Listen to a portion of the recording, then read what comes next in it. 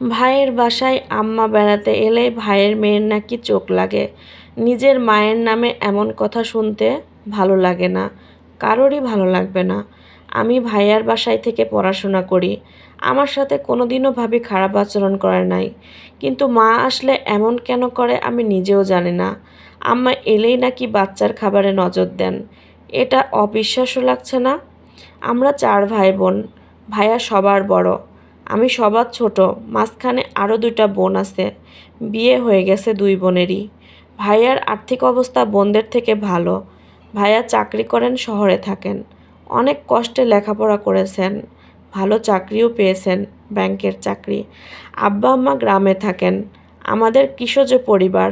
ভাইয়া অনেক কষ্টে ভার্সিটিতে পড়াশোনা করেছেন, মাস্টার্স শেষ করে চাকরি নিয়েছেন। আব্বা আম্মার ইচ্ছা ছিল নিজেদের পছন্দ মতো ভাইয়াকে বিয়ে দিবেন। ভাবিকে পছন্দ করে এনেছেন মা বাবাই, কিন্তু মা বাবার মনে ভীষণ দুঃখ।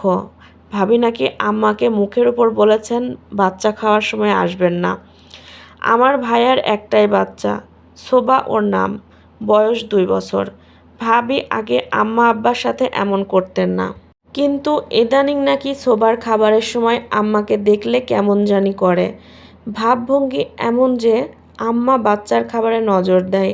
ভাবি লেখাপড়া করা মানুষ, মাস্টার্স পরীক্ষা দিয়েছেন এবার। তার কাছ থেকে এমন একটা আচরণ আমার ভালো লাগে না। যদিও আব্বা আম্মা আসলে খাবার দাবারে ত্রুটি করেন না, কিন্তু কিছুটা গাল ফুলিয়ে রাখেন। 3 বছর ভাবির বিয়ের বয়স, প্রথম 2 বছর আব্বা আম্মার সাথে ভালো ব্যবহার করেছেন, আমার বোনদের সাথেও। কিন্তু এখন পরিস্থিতি ভিন্ন। আব্বা আম্মাকে যত্নে ত্রুটি করেন না, কিন্তু বাচ্চাকে খাবার দেন লুকিয়ে। এটা কেমন জানি লাগে। আব্বা আম্মা ভাইয়ের বাচ্চাকেও বেশি রাখেন না। আমার সাথে আবার সোবার খুবই ভালো সম্পর্ক। আমার সামনে ঠিকই সোবাকে খাবার দেয়। বিয়ের প্রথম থেকেই ভাইয়া ভাবির সম্পর্ক খুব ভালো ছিল, কিন্তু ইদানিং আম্মার বিরুদ্ধে অভিযোগ দেওয়ার ভাইয়া মনক্ষুণ্ণ। আম্মা এসে ফিরে গেলেও তাদের মধ্যে মনোমালিন্য থেকেই যায়। ভাবি ভাইয়া দুজনই গাল ফুলিয়ে থাকে। আম্মার বিরুদ্ধে ভাবি কখন অভিযোগ করেন এটাই আমি বুঝতে পারি না। অথচ আব্বা আম্মা যাওয়ার পরও ভাইয়া ভাবির মধ্যে সম্পর্ক ভালো থাকে না। যখন আবার একটু ভালো হতে শুরু করে তখন আব্বা আম্মা আবার চলে আসেন, আবার শুরু হয় অশান্তি। আমার ভীষণ খারাপ লাগে ভাইয়া ভাবির অশান্তি দেখে। আব্বা আম্মার জন্যও খারাপ লাগে। ভাবি কি আম্মা আব্বার সাথে স্বাভাবিক হতে পারে না? আম্মাও খিটখিট করতে থাকেন, কেউ কাউকে ছাড় দেন না। আজ আবারও মা বাবা আসছে ভাইয়ার বাসায়। আমি কাউ আমি ভাবিকে বললাম ছোবার খাবার আমাকে দেন, আমি খাইয়ে দিচ্ছি। ভাবি জবাব না দিয়েই চলে গেলেন।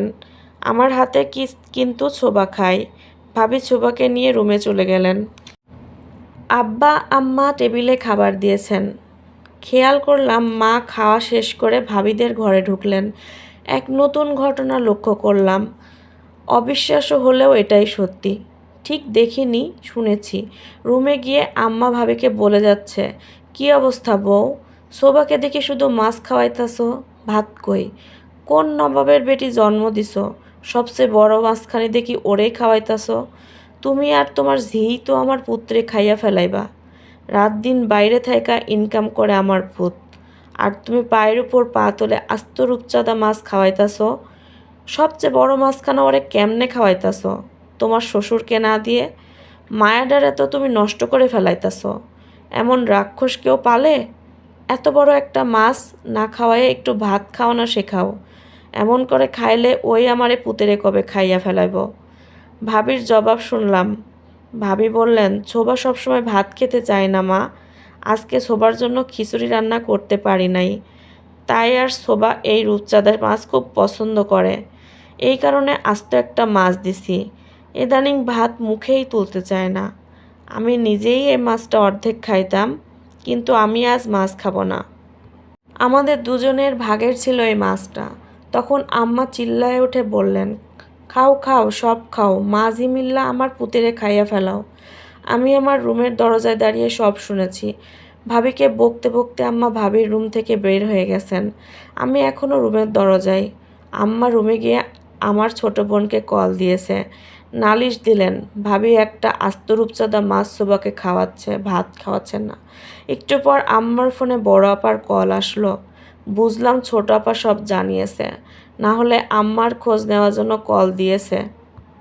আসলে আমরা পুরুষ লোকেরা সবসময় ঘরে থাকি না, তাই সব কিছু জানিও না। মা বোন যা বলে তাই বিশ্বাস করি। আমি নিজেও জানি ভাতিজি সুবা সবসময় ভাত খায় না, একটানা 7 দিন ভাত খায়নি। রূপচাঁদা মাছ সুবা পছন্দ করে, আমার বাবা তো পছন্দ করে, কিন্তু বড় পিসটা সুবাকে দিয়েছে।